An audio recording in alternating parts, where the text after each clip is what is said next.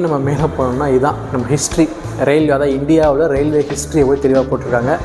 First இந்தியாவில் railway ஆரம்பிக்கப்படாது. First train ஓடுனது இங்கே இந்தியாவில் அப்படின்னா 1753 பம்பாயிலேருந்து தானே வரைக்கும், அதாவது மகாராஷ்டிரா மாநிலத்தில் உள்ள பம்பாயிலேருந்து தானே வரைக்கும் ஒரு 33 கிலோமீட்டர் சம்திங் நினைக்கிறேன்.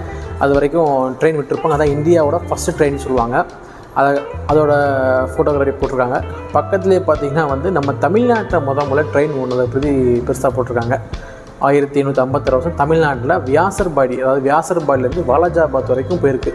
1856 தான் தமிழ்நாட்டோட ஃபஸ்ட் ட்ரெயின், அதையும் காமிச்சிருக்காங்க. அதுக்கப்புறம் பார்த்தீங்கன்னா நம்ம ஈஸ்ட் இந்தியன் ரயில்வே கம்பெனி இருக்காங்களா, ஈஸ்ட் இந்தியன் ரயில்வே கம்பெனி ஆரம்பித்த first train Howrah to Hooghly 1854, அதை பற்றி தெளிவாக காமிச்சிருக்காங்க. இந்தியாவில் 1853 தான் ஃபர்ஸ்ட் ட்ரெயின் விட்டாங்க. பட் ஆனால் உலகத்தோட ஃபர்ஸ்ட் ட்ரெயின் அப்படின்னா 1825 வருஷம் இங்கிலாந்தில் தான் ஃபஸ்ட் ட்ரெயின் விட்டாங்க. அது சம்மந்தமான